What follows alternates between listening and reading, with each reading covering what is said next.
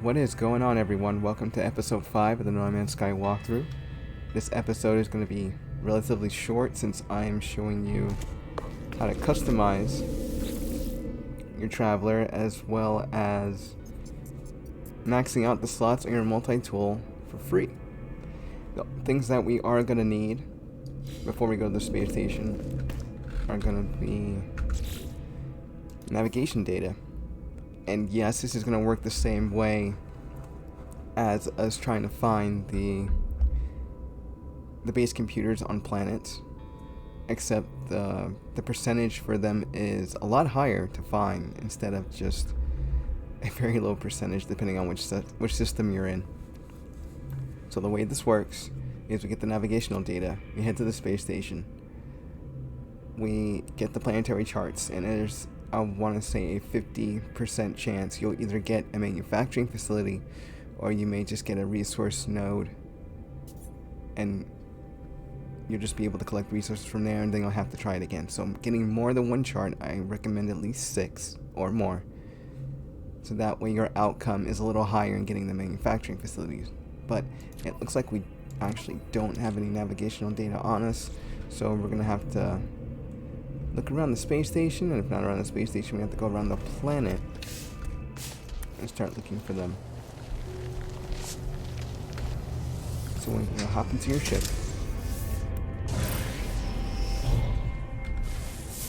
and start using your scanner.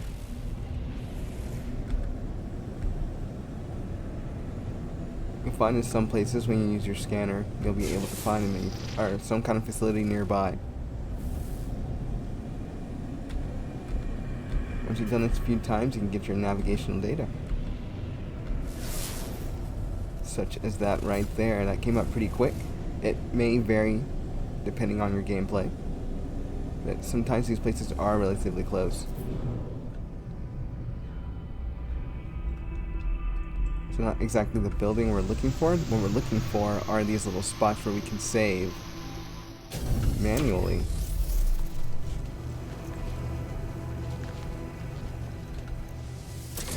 Up to these, and as usual, get your navigation data. And there it is. There's our first one. And these, you can't collect that without the Atlas passes. That's going to be explained further on down in the walkthrough. Let's see, I think we're out of... Am I out of it? Yeah, we're out of launch thruster fuel. So one thing in metal plating, you should have a little bit of ferrite dust left over. And there you go. You can also go to the space station and buy Starship rocket launch fuel if you are able to. We're just going to do this a few more times and we'll head to the space station. Now that we're at the space station,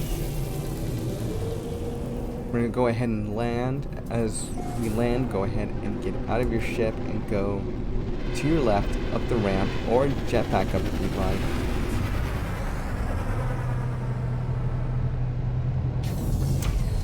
Just to get our planetary charts.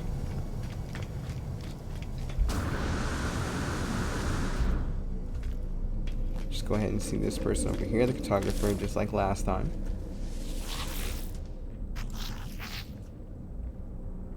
We want to exchange specific charts because we're looking for, well, specific charts. And we're looking for secure sites of interest because we are going to be breaking into these places. And we want to buy 6.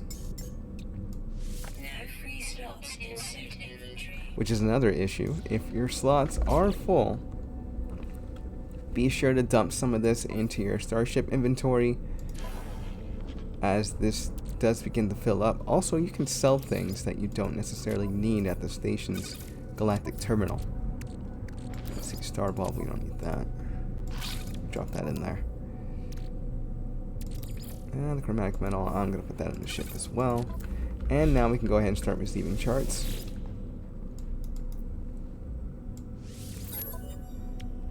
So the same thing as before, we're going to get 6 of these.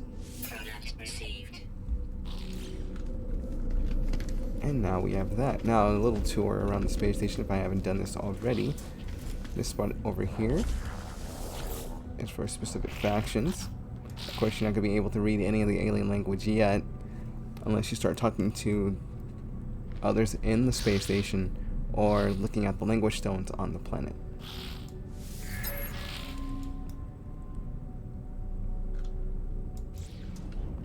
So you don't expect to go here and see another menu pop up, as you'll have to get yourself recognized through a specific status. Where is it? For your milestones.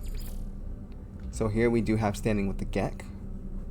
Our next rank is in 3, but we need to get a little bit more in order for us to get recognized by those specific groups. And here is your mission agent, where you can take on missions from the station. So none just yet. We don't have the exact standing for us to take missions from the specific space station. So we're going to go across to the other side, and we're going to use what's called, I don't even think I know the name. Oh yeah, it's the appearance modifier. So you enter that. You get to click on different races. So I think for this one I'm going to stay with my exact anomaly form rather than changing anything out. So number 2 is short. Number 3 is a little skinnier. I guess number 4 is a little short and chubby. And number 5 is a bit taller and I guess bigger. So we're going to stick with 1. And there's different types of helmets for you to choose from. This is all to your discretion. You can choose any which one you want. The ones that are locked are some that you can that you can obtain from the space anomaly info. We'll get over that once the part of the walkthrough comes to it. So we're going to stick with, what's it, number 6. You can choose any color you want. I guess we'll accent it with black. Usually I do it with yellow, but no, we're going to do black. So the torso, the torso armor is fine. We're going to go ahead and use that. If you want to see the different styles, just switch through. Number 4, the armored chest piece you can get again at the space anomaly. Most of the stuff that is locked you can get at the space anomaly. Yeah, we want number 2. Perfect. And go to armor. You can change out your chest piece. I like sticking with this armor most of the time. Different sets of gloves. The only reason why I like picking these is because of the ninja look on them. Let's see, legs. I love using these. Again, I believe it gives me that ninja aesthetic. If you think I'm wrong about that, let me know in the comments. You can accent these any way you like. Let's see, there's heavy duty boots, there's also space boots, and steel boots. We're gonna go with the heavy duty boots. Now there's the backpack. There are a lot of different styles for the backpack. So we're stuck with this jetpack trail here. Let's see, there is a flowing cape that you can get ever since the Outlaw update, where you can have your own cape if you don't like the look of the current jetpack unit alpha style. And you can also change this into any color that you want. Then there's your banner. So you can choose different things on here. I guess the symbol up there is for the galaxy. So you can choose any of these. You can choose pirate, gives a skull. If you use the merchant's guild, use a color that we can actually see up there. There, just use purple. Okay, so you have astronaut, photographer, engineer, community research, explorers guild, etc., etc. You can go through these and pick a pattern that you like. There's so many to choose from. Let's see. One I usually go with, I think it's either the Shield or the Explorers Guild. I'll have to look and let you know. And it looks like we went through everything. You're ready, set to go. Now, as soon as you click exit, it's asking you if you want to save your changes. If you don't like the look of it, say no. You'll still stay on the screen. What I meant to say was, it'll go off the screen and you'll revert back to this. So we'll go back to the end part where everything was finished, and as soon as you hit save, it'll save your appearance.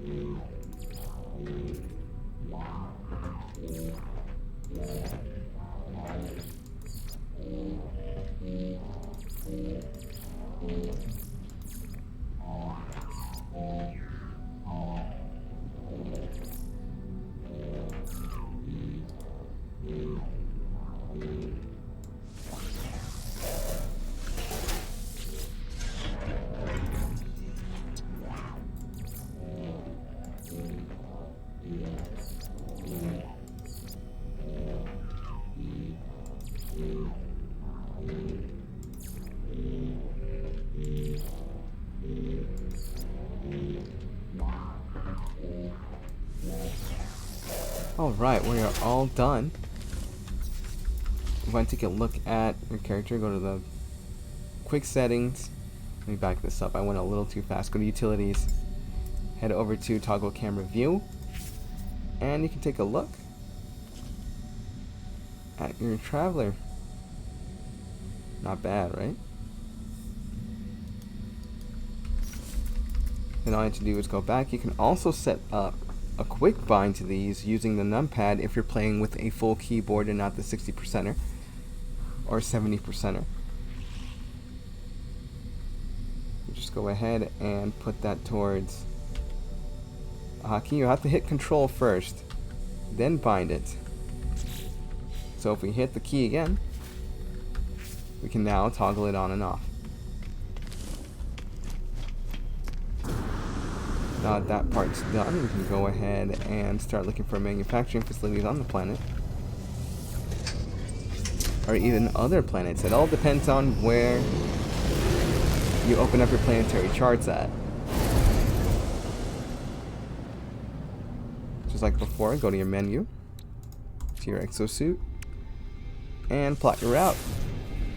Look at that, right off the bat, manufacturing facility detected. So it's not actually on the Paradise planet. It's on another planet. It's on the other side of the station. Don't be worried if this happens. It can even happen if you're even on the other planet that we were just looking at. Alright, as we're coming down to the approach, you're going to want to scope the area out first. Come in kind of slow, as you're going to want to see where the front door is, and it looks like it's right there. Using your auto target, go ahead and start facing the door and go ahead and shoot it.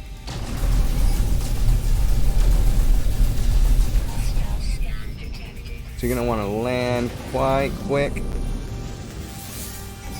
because the sentinels are going to come after you pretty fast. It looks like the interceptors are already arriving, but there's already a sentinel team coming in. As long as we avoid them for 30 seconds, so it looks like it's not happening. They're detecting us. Run through this door, but before you run through the door, make sure you find a spot to save, or else your ship would have done it for you. You want to put in a manual save just in case. as this manual save will have you outside of the ship rather than next to the ship as the sentinels are coming after you. They're coming after you regardless, but at least you're outside. Try to run back the best you can. Your run meter will go out, but use your jetpack to go over any obstacles. If you use them interchangeably, they both fill up. One fills up, the other one drains out. So you're going to go over to the terminal. Don't worry about the sentinels coming in. Nothing's going to happen. Alright. So for this part, we can't read the alien language yet. So the alarm rings in my ears. A bead of sweat goes down my forehead. This is not going to help us at all. So if you were looking at the description and you completely read it, I believe we have to cool this thing down because our only options are to engage cooling chamber network, activate fusion dampening field, initialize labor refraction systems. Even if you get this wrong, you can use your manual save, your automatic save, to go back and start this all over again. So we're going to engage the coolant network, and looks like our guess was right. Now, with the problem with this is we can receive, I think it's a factory key sometimes, or it gives us this menu over here, and you want to create multi-tool expansion slot.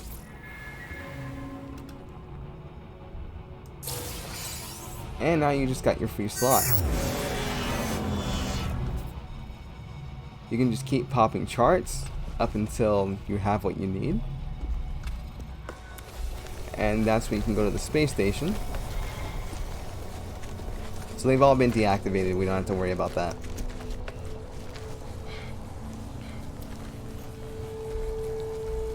Yeah, we're out of breath. I'll see you at the space station. Alright, and we're back in the space station.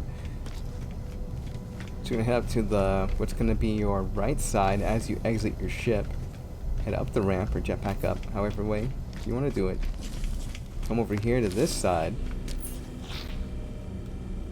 and go to the multi-tool and upgrade station. So since we already have a slot, I'm going to put this slot into our multi-tool. And congrats, you have a new slot, which means you have a little bit more room in your multi-tool to put new upgrades. And if your multi-tool allows, or if your multi-tool gets bigger, in which you'll have more space, I think the maximum amount for this one is 12. It'll expand a little bit more, and then it won't go any further than that number, I believe. You'll approach this person. Of course, can't understand the reading yet. And this is still on the storyline for the station, but as soon as we get past that, the storyline, we'll go more in depth into upgrading your multi-tool as well as upgrading your ship. And that'll be it for the walkthrough, everyone. This is Azarath. I'll see you in the next episode.